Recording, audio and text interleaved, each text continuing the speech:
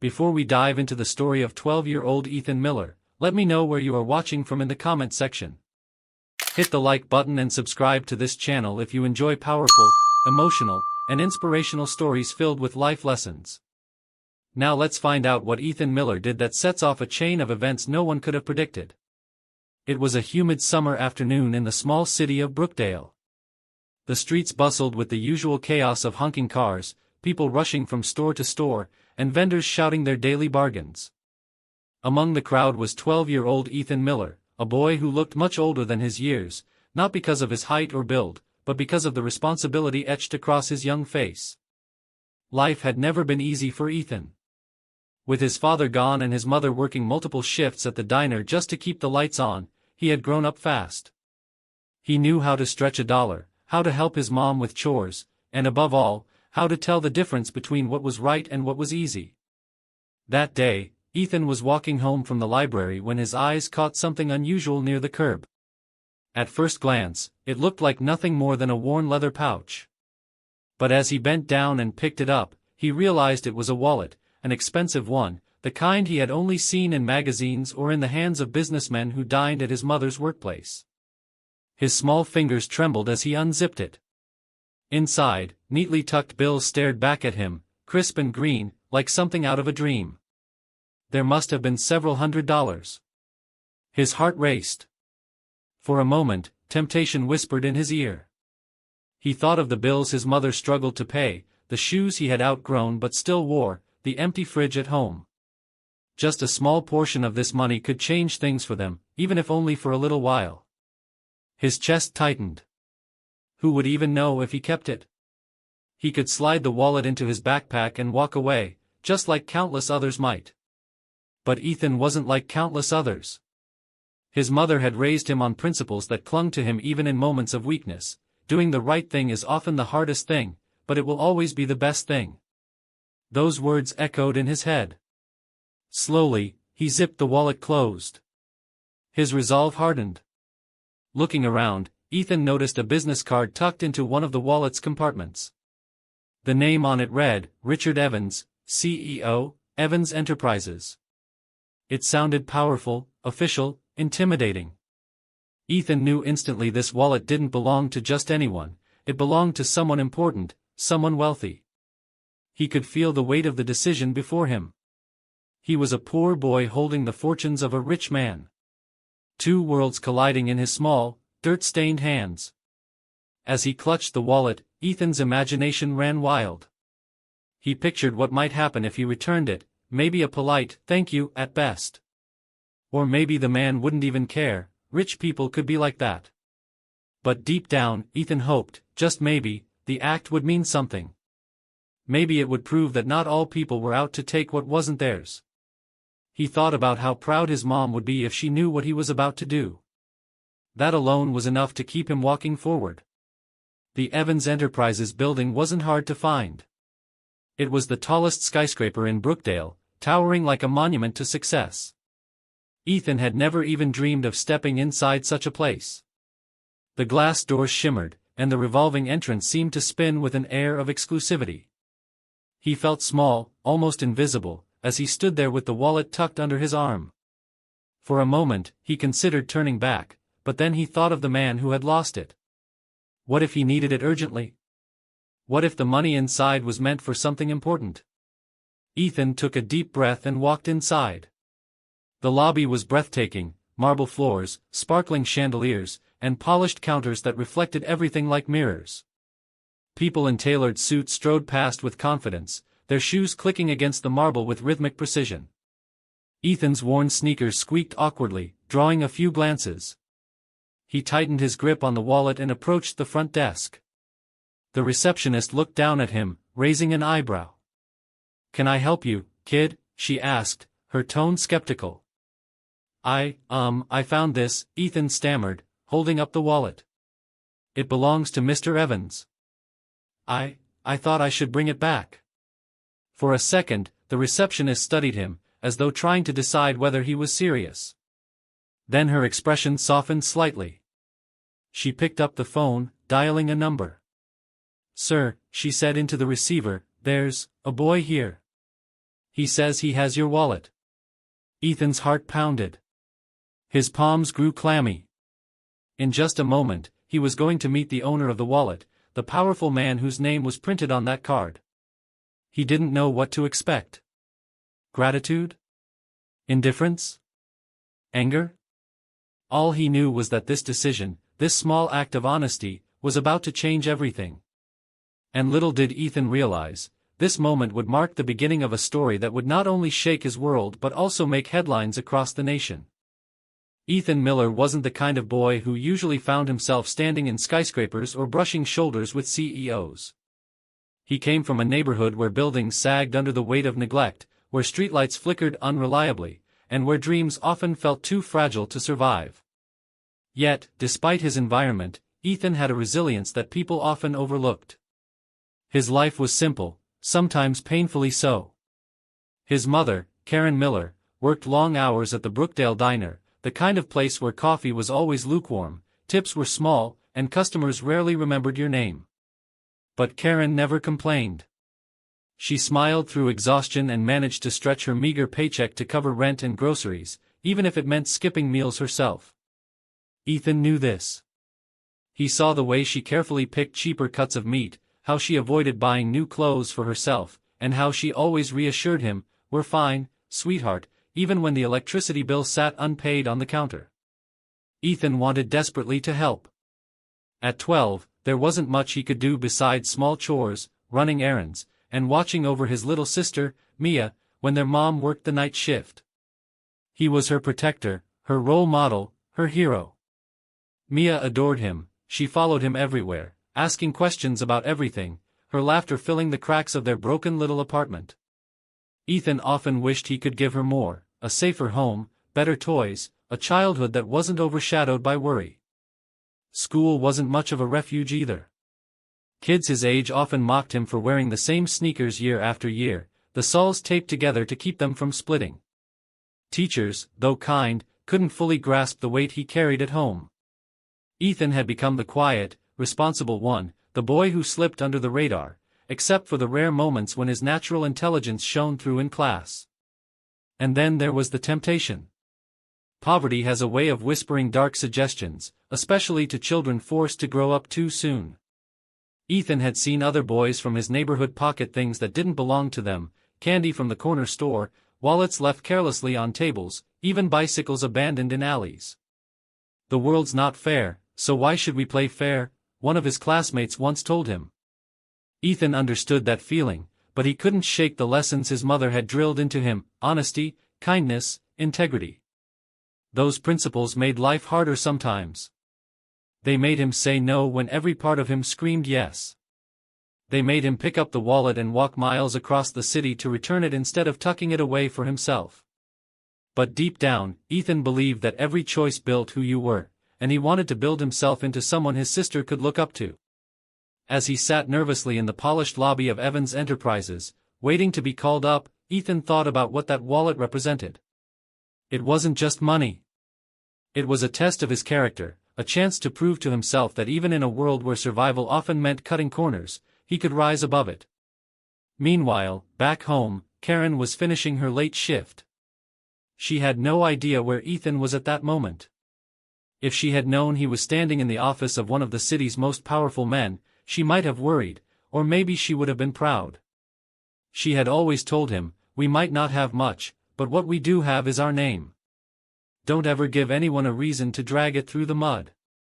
That wisdom was etched into Ethan's every decision. Returning the wallet wasn't just about money, it was about upholding the values his mother lived by, values she had passed on to him like a family heirloom.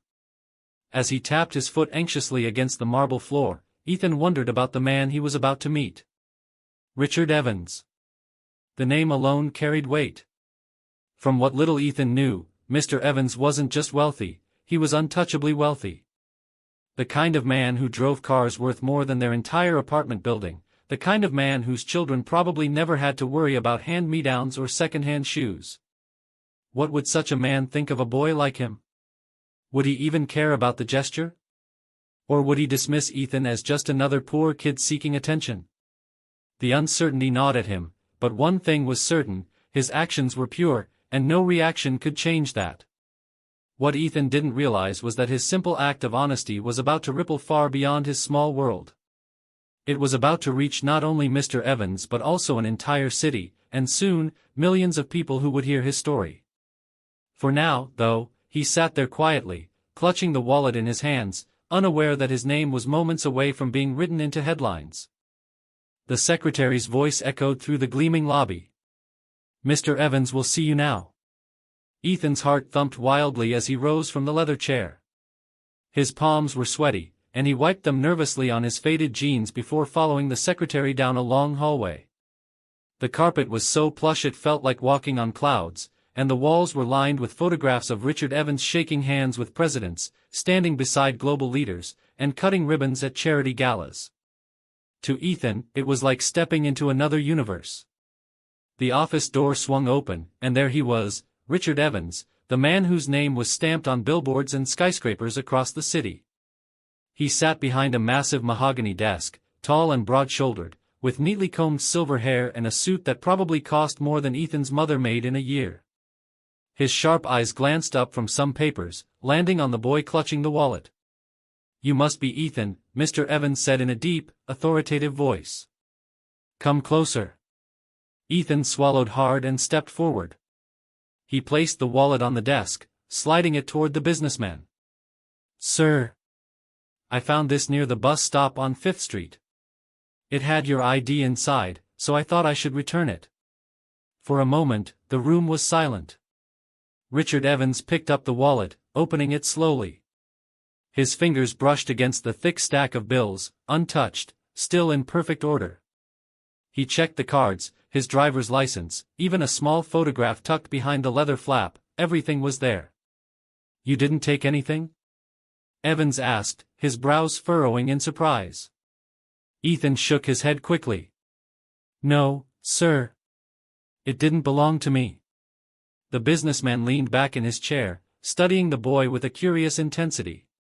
He had lost count of how many times he dropped something valuable in public, sometimes by accident, sometimes by carelessness. And more often than not, when it was returned, something was missing. A bill here, a credit card there. But this child had brought it back untouched. "Do you know how much money is in here?" Evans asked, almost testing him. "No, sir," Ethan admitted. "I didn't count. I just wanted to make sure you got it back." Something shifted in Evans's expression. He closed the wallet slowly and set it down, then clasped his hands together. "Most grown men wouldn't have done what you just did." "Why did you?" Ethan hesitated. He thought of his mother, of Mia, of the lessons carved into him by their struggles. He straightened his shoulders and answered simply, "Because it's the right thing to do." The words were so plain, so honest, that they struck Richard Evans deeper than he expected. For years, he had been surrounded by people who measured worth in dollars and opportunities, who bent the rules whenever it suited them. Yet here was a boy, barely 12, who lived in poverty but still clung fiercely to integrity. Evans stood up, walked around the desk, and placed a hand on Ethan's shoulder. "Son," he said, his voice softening, "you may not realize it now, but what you did today, it's rare. And it's worth more than all the money in this wallet." Before Ethan could respond, Evans pressed a button on his desk phone. "Maria, cancel my next meeting. And call the press office. I need a statement prepared immediately." The secretary's voice crackled back. "Yes, sir." Ethan blinked in confusion. "The press office?" Richard Evans smiled for the first time. "Yes. The world needs to hear about boys like you. Too many headlines are filled with greed, corruption, and dishonesty. But you," he gestured toward Ethan, "you're living proof that honesty still exists. That character still matters." Ethan's face flushed. He hadn't done it for recognition. He hadn't even thought anyone outside his family would know. But the idea that his small act could inspire others was overwhelming. Evans wasn't finished. He guided Ethan to a window overlooking the city skyline. "Tell me about your family," he said. Ethan hesitated but spoke quietly. It's just me, my mom, and my little sister. Mom works at a diner, but things are hard. Evans nodded, his eyes narrowing slightly as if making a decision. I see. At that moment, Ethan didn't know it, but the course of his life was about to change. What began as a simple gesture of honesty was about to ripple outward, first through Mr. Evans's office, then into the city, and eventually across the nation. For Richard Evans, this wasn't just a lost wallet anymore. It was a chance. A chance to not only reward honesty but to remind the world of something it had almost forgotten. And for Ethan, it was the beginning of a story that would lift him from obscurity and place him on a stage he never imagined. The next morning, Ethan woke to the sound of his mother calling him from the kitchen. Ethan! Come here quick! Still half asleep, he stumbled out of bed, rubbing his eyes. The tiny kitchen smelled of fried eggs and toast, an unusual luxury. His mother wasn't alone. She held a newspaper in her trembling hands, her eyes wide with disbelief. Look, she said, spreading it out on the table. Across the front page, in bold letters, was the headline. Poor boy returns millionaire's wallet, refuses to take a dime. And there was Ethan's face, shy, awkward, snapped by a photographer who had been waiting outside the Evans Tower the day before. Ethan froze. His own name was printed underneath the photo. His story had gone public. What is this? He asked, his voice cracking. His mother's eyes welled with tears. It's you, Ethan. The whole city is talking about you. He reached for the paper, his hands shaking. The article told the story in dramatic detail, how a boy from a struggling neighborhood had returned Richard Evans's wallet untouched, even though it contained more than $1,000 in cash. It quoted Evans, who had praised Ethan's honesty and called him a shining example of integrity in a world too often clouded by selfishness. Ethan's stomach knotted. He hadn't asked for this. He only wanted to do the right thing. But it was too late. The story had caught fire. By noon, reporters had begun swarming outside their apartment building. They called out his name, thrusting microphones in his face whenever he stepped outside. Ethan, how does it feel to be called the boy with the golden heart? Do you think honesty still matters in today's world? Are you aware your story is trending on social media worldwide? Ethan didn't know how to answer. He wanted to disappear, to retreat into the shadows. But everywhere he turned, someone was talking about him. At school, it was even worse. Students who had barely noticed him before suddenly crowded around his desk. Some clapped him on the back, others begged for selfies. Teachers gave him approving nods, and the principal even announced over the intercom, "We are proud to say Ethan Rodriguez is one of our own." For the first time in his life, Ethan wasn't invisible. But the attention was dizzying, overwhelming.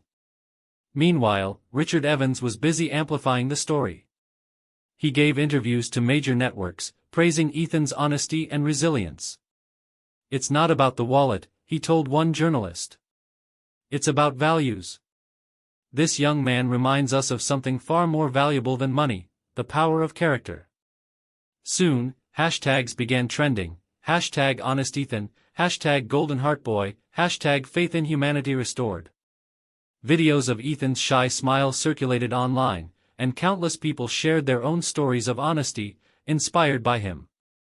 A local television station even aired a segment comparing him to famous historical figures who had embodied integrity.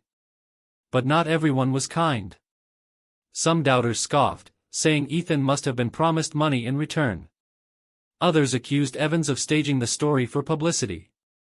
On social media, debates raged. Was Ethan a hero, or just a lucky kid in the right place at the right time? Ethan tried not to read the comments, but some reached him anyway. "Why does it feel like everyone has an opinion about me?" he whispered to his mother one night. She touched his cheek gently. "Because, baby, you did something pure in a world where people don't expect purity anymore. People don't know what to do with that. Some will praise you. Some will doubt you. But none of it changes the truth." The following week, Ethan's life took another turn. Richard Evans invited Ethan and his family to a press conference. Cameras flashed as they stood beside the billionaire on a glittering stage. Evans recounted the story once again, then turned to Ethan with a warm smile. "Ladies and gentlemen," Evans announced, "this boy reminded me, and I hope all of you, that doing the right thing matters more than convenience, more than greed, more than gain. And today, I want to do something in return." The crowd hushed. Ethan's pulse quickened.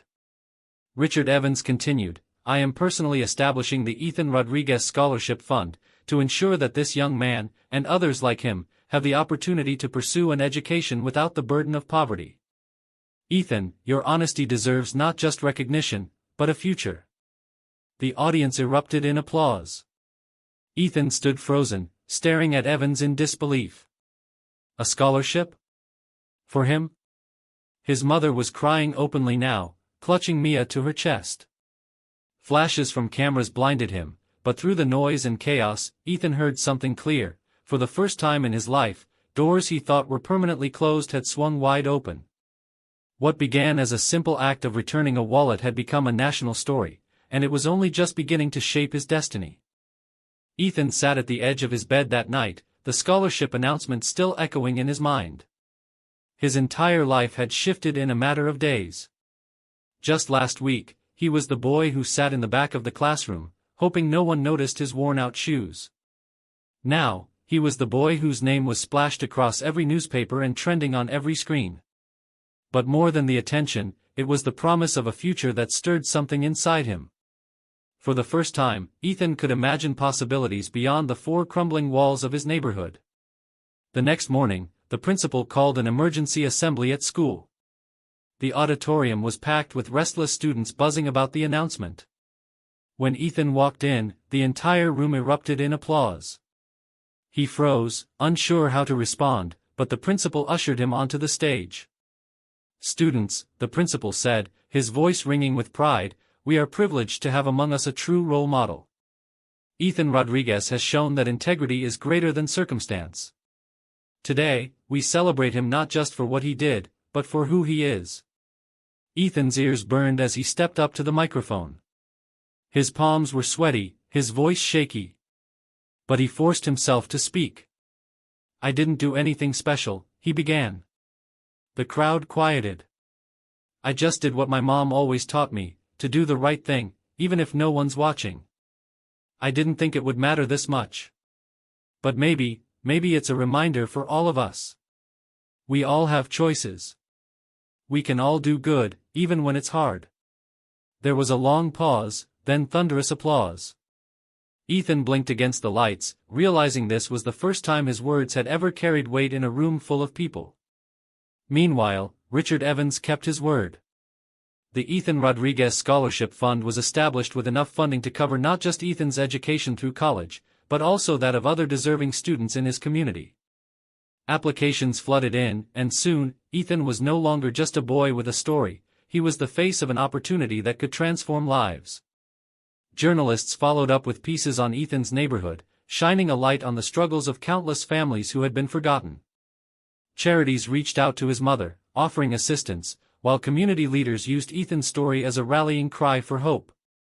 It was as if one small act had sparked a ripple that grew into a wave. But not everything was easy. The attention sometimes weighed heavily on Ethan. He was invited to interviews, ceremonies, even TV shows. Strangers approached him on the street, some offering hugs, others asking questions that made him uncomfortable. There were days he wanted to retreat, to go back to being invisible. One evening, as he sat on the fire escape of their apartment, his little sister Mia crawled beside him. "Ethan," she said softly, "are you okay?" He sighed. "I don't know, Mia. Everyone's looking at me like I'm special. But I'm not. I just did one small thing. What if I disappoint them?" Mia thought for a moment, then smiled. "You're my hero. And Mom's hero. That's enough." Her words hit him deeper than any applause ever could. Months later, Ethan's life truly began to change. With the scholarship secured, he enrolled in a prestigious high school that prepared him for college. For the first time, he had access to books, mentors, and opportunities that once felt impossible.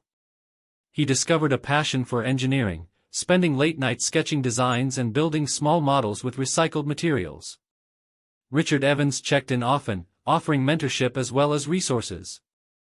Their bond grew beyond the wallet incident. Evans became a guiding figure in Ethan's life, while Ethan became a reminder to Evans that wealth meant little without purpose. The story didn't fade as quickly as others did. Years later, people still remembered the boy with the golden heart. Ethan's act of honesty became a case study in schools, a motivational story in workplaces, even a sermon illustration in churches.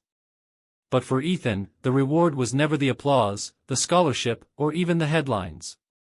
It was something deeper, the knowledge that a single choice, made in a quiet moment, had the power to change not just his life, but the lives of countless others. And as he looked toward his future, one filled with possibilities he had never dared to dream, he realized the greatest reward was not what he had received, but what he could now give.